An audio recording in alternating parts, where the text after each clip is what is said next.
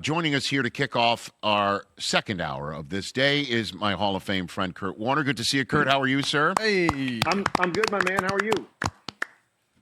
I am doing fine. I don't know what to start with you, so let's start with Philip Rivers. What went through your head when you heard Philip got the call from the Colts and he said, sure, and he's going through this? What's going through your mind about this one, Kurt? I mean, I think what's going through everybody else's mind. It's crazy. I will take you back. I remember I was a few years out of the league when the Cardinals had some struggles at quarterback, and they never ended up calling me, but there was just speculation, people talking about, hey, they should call Kurt. And I remember running out in the backyard and start throwing the football a little bit and taking some drops and like, okay, if they do call, could I do this?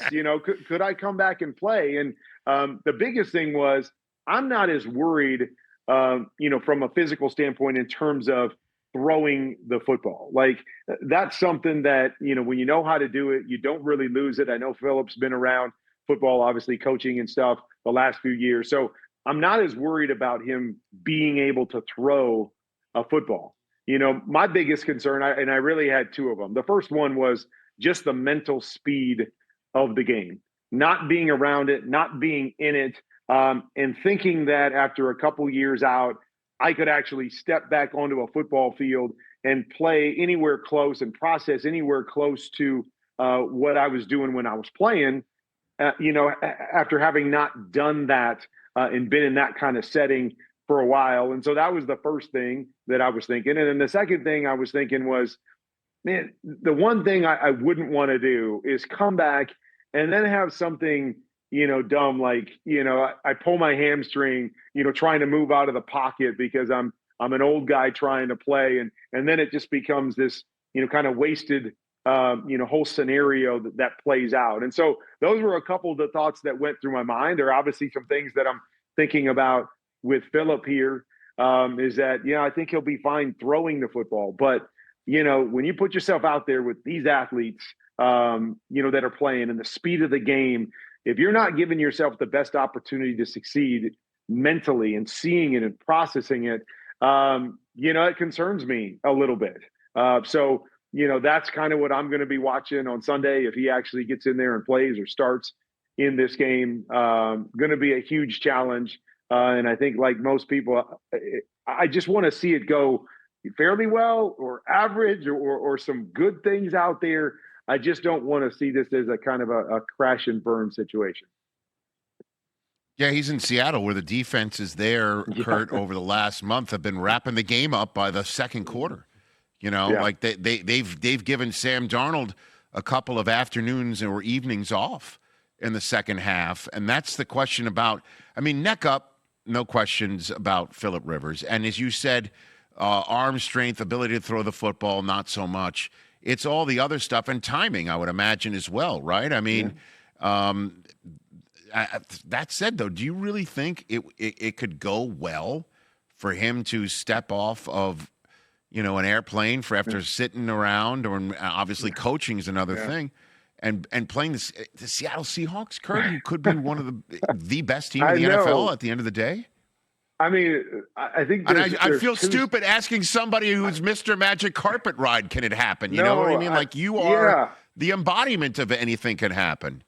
But I think there's two sides of it. That I respect Philip Rivers and who he is as a player, and this whole thing enough to not just go into it and say, oh, there's no chance he's going to have any success, because a great player and putting himself out there like this, I respect him too much for that. But I also respect the game a lot as well, and what goes into playing this position at this level.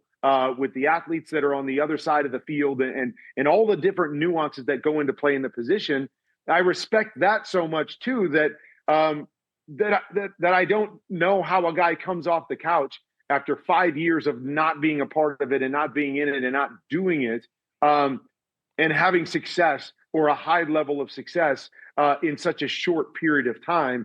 And so, I fall on both sides. That I really don't know. I do think it's going to be really, really difficult and a huge challenge, and not something that I'm expecting him to come out and have great success. But I'm hoping he does. I'm hoping that this is an unbelievable story, and I hope that he can come back and do some really good things for this team, and maybe give them a little bit of hope down the stretch. Did I really just ask the "can this be possible" question to a man who's got a Sports Illustrated cover of "Who is this guy" from his magic carpet ride and his bust replica behind him? Like, I just did that. You got to get those centered. What is my problem there? A lot of people probably thought I was sitting on a couch until I showed up in '99 with the Rams, but I was playing a lot of football, even when nobody knew I was playing football. So it was not like I was just coming out of nowhere, having not played football, and just showed up and jumped on the scene in the NFL. I'm fascinated to see, like everybody else, how this is going to play out. Yeah, you were an Arena League couch, a European League couch, and I guess that's now's the time, I guess, for us to uncork is this the latest sign that the NFL has a quarterback development problem? That a team that does suddenly have to get down a quarterback through who might be hurt. Now, obviously, that might have something to do with it. Riley Leonard might not be able to go, but they're calling Phillip Rivers up and saying, "What do you think? What do you got left in you?" Kurt, is that a sign of a problem still on the quarterback development front? Yeah, I mean, I think it's twofold.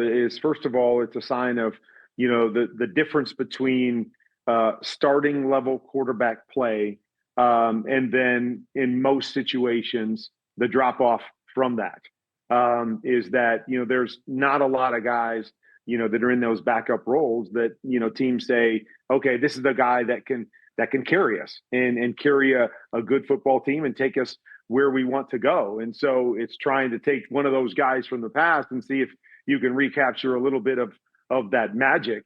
And so, yeah, it can be, the developmental part of it, but obviously, with Indy, it was a couple crazy situations with Anthony Richardson, and then obviously a young quarterback, that's still, getting up to speed in a Riley Leonard, that would be in those spots anyways. But yeah, I mean, I think it just shows that teams are always on the lookout for good quarterbacks, and there can't be enough good quarterbacks. And so you have to, uncover every rock, and you've got to try to find a guy that can, give you a level of success beyond your starter if your starter goes down. But, we know it's often a struggle to get 32 guys, to find 32 guys that are bona fide NFL starting quarterbacks. And so when you get beyond that, it just shows you teams are looking for that next guy, or, trying to bring a guy along, and they're just not there yet. Kurt Warner here on the Rich Eisen Show. So we saw Joe Burrow in his press conference on Wednesday sound, quite frankly, downright Andrew Lucky, Kurt, I'd love for you to translate for me, since you speak fluent quarterback, what you thought made of Joe Burrow's comments on Wednesday. Yeah, I don't know. I mean, I hate to speculate on what specifically he was talking about. Was he talking about, more of the Andrew Luck thing, where it's been a rough go and it hasn't been as fun playing the game because of the injuries and getting banged around and having to play through injuries? It hasn't been as smooth and easy as I thought it would be. So that's taken away the fun. Is it more, a shot at where the organization is and the limitations that we've seen inside the organization, whether that be, the struggles on defense, where they can go out and play well and still not win games, play well offensively and still not win games? Is it, some of the hits that he's taken over the years because the offensive line has never really been solidified? And so those things, not winning and not having the level of success, or having personal success but not team success like he wanted, is taking away some of the fun, in this. So I don't know which way to read it. But I do understand to a degree, how those things make the game a lot less fun when you're a competitor, and especially when you're playing well and your team's not having success, and you're at this stage in a season after having made some runs in the playoffs. At this stage in the season, you're like, I got 4 games left and 4 weeks left in the season. We got nothing to play for, and it's not fun. once you've been there. When you're a young guy and you just love playing and you're trying to prove something, that's one thing. After you've gotten to the Super Bowl and after you've played well in the playoffs, to be out of the playoffs early in a season is kind of like, man, can we just start the season over and let's do this again? We don't really have anything, to play for from that standpoint. So there's a lot of different directions I think, his comments, could lead us to. I'm not sure which one it is, but I understand it from any of those sides that it's not fun to play the game and not win and just be getting beat up and to go through injuries and struggle through that. And, maybe to be on a team that just doesn't have the pieces that, meet your level of play to allow you to thrive the way you feel you should be based on the way you're playing. Kurt Warner here on the Rich Eisen Show. Let's talk a little QB Confidential, all 22. Since we saw the Jaguars in the London game, they've lost only once, and that was a game in which they led by 19 against the Houston Texans. They've really come on strong, and they're now 9-4. Are you seeing anything different out of Trevor Lawrence over the last month and a half? Kurt? I think Trevor's playing really well. Some of his better games the last couple weeks I've felt. And the thing, and we talked about it when we were in London, the thing is, Trevor is a really good quarterback, and he can make every throw, and he can wow you and probably will wow you with some throws every single week. The biggest thing with Trevor through this point of his career is that there's always, moments in games, 4, 5, 6 times in a game where he misses a read that's just like an easy read that he's made a million times, and he just misses it, and it leaves you scratching your head. Or after watching him make an incredible throw, he misses 2 layup throws that you're just like, how does this happen? How does somebody so talented and who's done so many good things miss this many what we would call easy things in the NFL? And that's really been the one thing that's held him back, in my opinion, from becoming an elite type quarterback in the National Football League. And I feel he's gotten more comfortable and been better in those areas during this stretch. Their defense has played great. Brian Thomas has gotten more involved. Jacoby Myers, I think, was a great addition for them, but they just look like a complete team right now. He's not having to carry them as he has in the past. And I think because of all of that, he's playing more solid football from top to bottom during this stretch. And the team's playing more solid football. And there was much made before and after the Eagles' loss in Los Angeles on Monday Night Football that Nick Sirianni took more of a role in the offense leading up to the game, and they were talking about it afterwards. Anything that you saw on film, any different concepts that the Eagles ran on Monday night, Kurt? Not really. A lot of the same base concepts that they run. And again, I mean, I don't mind their concepts. I know you might say they don't have a lot of them, and so you may call them, call it a little more simple, elementary from that. But I still think they run good, solid concepts. Like, I don't look at their plays. Like, there's some teams out there where I look at their plays and go, what in the world are these people doing?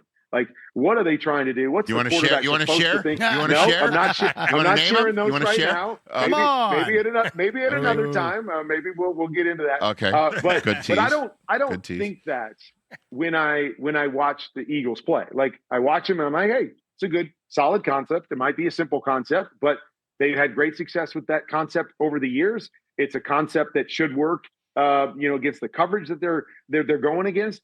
And so I'm fine with it. And, in this game, there were a lot of opportunities out there. I thought, Jalen made, a number of plays in this game and a number of plays that guys on the other end didn't make that could have changed the complexion of it. He missed some plays in this game, which we see. The 4 interceptions, I'm actually just posted it on QB Confidential. I broke down the 4 interceptions. So if somebody wants to go and watch that and see kind of the little things that went into that, and some on Jalen, some on other parts, some on the defense, as always. So, but yeah, I didn't see a dramatic change in anything that they did.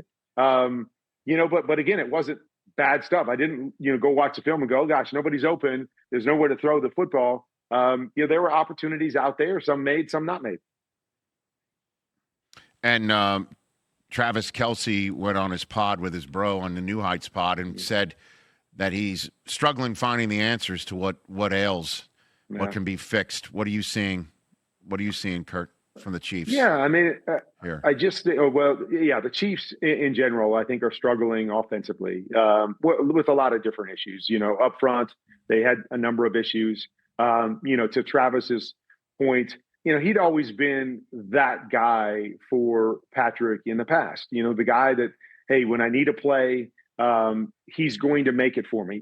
I can look his direction, and we're going to have this connection that we're just going to find a way. And Travis, by his own admission, he's not that guy anymore. He's not creating a separation, that feel for the game, or the ability to just find ways to get open is not happening like it has in the past. I think that the age and the wear and tear, he just isn't as explosive and elusive as he once was.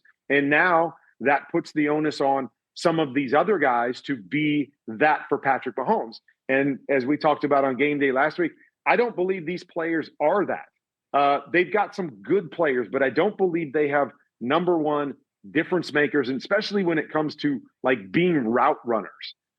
They might be great if you can get the ball to them in space and they can make someone miss and run. But if you're asking somebody, to dial up a great route and to beat some guys in one-on-one and to be that go-to guy that you can build around, I don't believe they have that guy in their offense in the passing game since Travis isn't there anymore. And it shows up, and especially shows up when you're playing against great defenses like the Texans. In a couple minutes I have left with you, Kurt Warner, the two 11-win teams with second-year quarterbacks that are surprising with the Patriots and the Broncos on big, fat win streaks have their hands full at home this weekend. The Bills coming in, trying to avoid the sweep at the hands of the Patriots, who could wrap up this division with a win. Yeah. And then there's the Packers taking on the Broncos. What are you looking to see out of Maye and Nix in these games? What do you want to see from them, Kurt? Yeah. When it comes to Drake Maye, I don't really need to see him do, anything different than he's been doing. He's been playing the game extremely well. He's been seeing it. He's been making the throws. He's manipulating things. I guess, the one thing it's probably going to take in this game is a couple of those special downfield throws that he's been making all year long. It's hard to be as consistent throwing the ball 35, 40 yards down the field as he's been. But that's been a big part of just about, every one of their wins. There's one or two of those big throws. I think he's going to have a couple more of those in this game for them to get a win. But just keep doing what you're doing, because he's playing really, really well. On the other side with Bo Nix, Bo's doing a lot of really good things too. The one thing that I continue to see with Bo is that he often plays a little bit too fast. And, like this last week, I think he was 31 of 38 against the Raiders, which the numbers are obviously great. And he finds positive plays, whether that's with his legs running or finding checkdowns. But there were a number of big throws in that game that he missed, big opportunities in that game that he missed by playing the game a little bit too fast and getting to his check down instead of staying in the pocket, settling in and reading the plays out. And I just feel like against a good Packers team, with Jordan Love making as many big plays as he's been making on the other side, that Bo's going to have to make some of those plays in this game if they're going to come out of there with a victory. So that's kind of the one thing that I want to see Bo take that next step in that area on top of all the other good things that he's doing. All right, and lastly, who gets the QB Confidential MVP All 22 Player of the Week? What do you got? This was a good week. Your guy in Minnesota, J.J. McCarthy, played well. Jordan Love played well. Bo Nix obviously had a good game. Okay. Yeah. Jared Goff played well. But to me, it came down to two guys, and it came down to Matthew Stafford and Josh Allen this past week. And Staff, did what he's been doing, just playing great football, 3 more touchdowns, and just some great throws. Him and Puka were awesome. Break that down a little bit this week on game day. But I'll give the edge to Josh Allen, because I thought he played a really solid game, and then he put on the cape a couple times when he needed to. Kind of what we were talking about on game day, that I believe the best version of Josh Allen is when he plays on schedule and in the pocket and plays the game and allows the offense to work for him. And then when there's a couple plays, a fourth down play where you got to throw it in between three defenders and hit your guy for a touchdown, put on the cape. When there's a time where there's an unblocked defender coming at you and you got to find a way to make a miss and run 45 yards for a touchdown, you got to put on the cape. And that's exactly what he did in a game where they found themselves down and maybe outplayed early on. He made a couple of those special plays along with being solid in all those other areas to help get him a big win. Kurt, you make it fun for me, so I think I'm going to keep doing this for a while. So thank you. All right. I really appreciate it. I like here. that you're having fun. Thank you. I have fun with you too. It's why we show up every Sunday and we love what we do. So that's right. I think I'll retire too when I stop having fun. All right, very good. Kurt Warner, everybody. Thanks again, man. Great to see everybody. Check out QB Confidential, which is Kurt's must-follow YouTube channel. And, of course, we'll see Kurt on NFL Game Day morning for Week 15, leading up to a host of games in the 1 o'clock window in Week 15. That's a fun segment, as always. Love it. Hey, you made it all the way to the end. Thanks for that. Check us out every single day streaming live on Disney Plus and the ESPN app 12 to 3 Eastern.